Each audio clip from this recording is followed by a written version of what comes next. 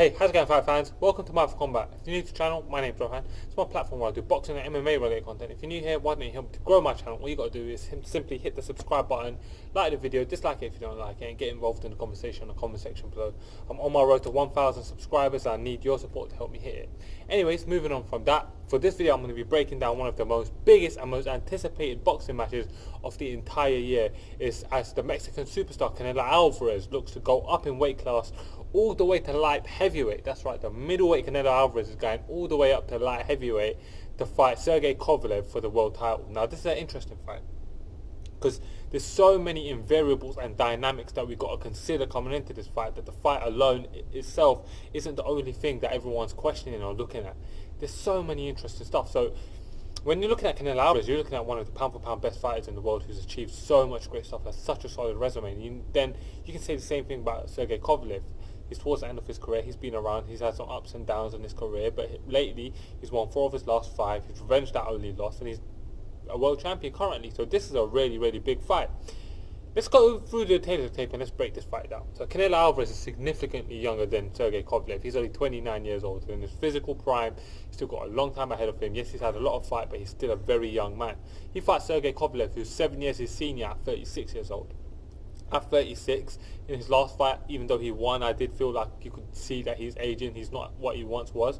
And Canelo Alvarez is going to want to utilize or take advantage of that. And I feel like a part of the big reason why Canelo Alvarez is taking this fight is because he feels like he can thrive with Sergey Kovalev aging at this moment in time. That's just my opinion, but let's go through the fight and let me break this down regardless.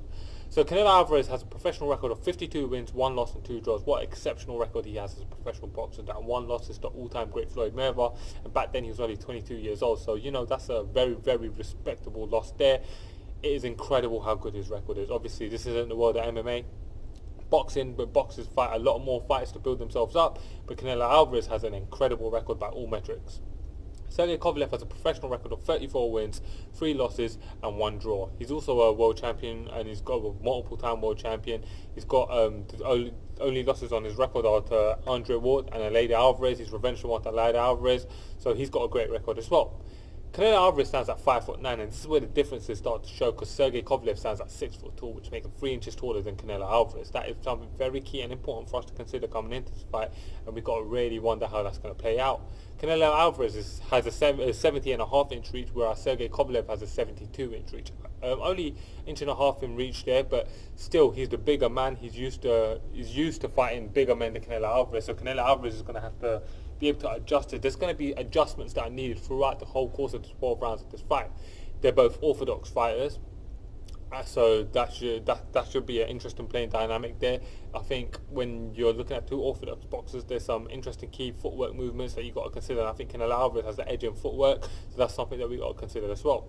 Let's look at some of their key wins. So Canelo Alvarez has key wins over Daniel Jacobs. Great fight, great win. Daniel Jacobs is a guy who I respect a hell of a lot. He's one of the best fighters in the game right now. He's beaten GGG. He had that 1 win and 1 draw with GGG. If you want to argue that he lost the first fight, I think he definitely won the second. So I think he has a good win over GGG. That's a great win. He's beaten Julio Cesar Chavez Jr., the son of the legendary Mexican Julio Cesar Chavez. Great win there. He's beaten Amir Khan, the British boxer, who's a bit chinny, KO'd him. So there's that. He's beaten Miguel Cotto, and he's beaten Sugar Shane Mosley, among others. He's beaten many other great fighters, but if I started listing the whole of Canelo's resume, we'll be here for a 15-minute video just for that. Sergey Kovalev has wins over Anthony Yarde most recently, although Anthony Yarde, that's a good win for those of us here in the UK. We appreciate Anthony Yarde. He hasn't done nothing on the world stage, so how much do you really put weight on that fight? He's also beaten Lady Alvarez, who took him out, was the last person to take him out. He's beaten Sean Pascal. Sean Pascal's a guy I respect a lot. He beat Bernard Hopkins back when Bernard Hopkins was 50 years old, but I mean, he was still a world champion, so that deserves some respect. And he beat Nathan Cleverly, a former multiple-time world champion. That deserves some respect as well. Issues for Canelo Alvarez coming into this fight is how is his body going to adjust to the new weight. He's not used to fighting this heavy. He's going to have packed on a lot of muscle to get up in weight for this fight. So I'm really interested to see how his body looks and how he performs at the weight carrying the extra muscle. And for Sergey Kovalev, I believe his age is going to be an issue here. Is he starting to slow down? And speaking of slowing down, I believe that he's not someone who has lightning fast punches. He's actually got very slow punches, very methodical punches. He's great with his timing, but I believe that his hands are slow. That's going to be an issue coming into this fight. The X factor for Canelo Alvarez is going to be his body shots. Sergey Kovalev has shown a weakness to body shots, and I know Canelo Alvarez hits hard to the body. He hits hard in general, so that should be interesting to see if he can utilize that or take advantage of that hole in that potential hole in Sergey Kovalev's game. And his speed is going to be an X factor as well. And for Sergey Kovalev, the X factor is going to be simply his size. He's the bigger, stronger man. Can he utilize that for a victory? I'm interested in seeing if he can. Really, really interested in seeing how this fight plays out. My prediction for the fight now. Yes, Sergey Kovalev is the bigger man. Yes, all metrics will suggest that the bigger man should win. A good big man beats a good small man, right? But this is a bit different because the big man is a bit older. He's not in his prime. He's slowing down. Anthony Yarde showed me what a faster fighter can do against Sergey Kovalev. The difference is Anthony Yarde didn't have the technical proficiency that Canelo Alvarez does. Canelo Alvarez has experience.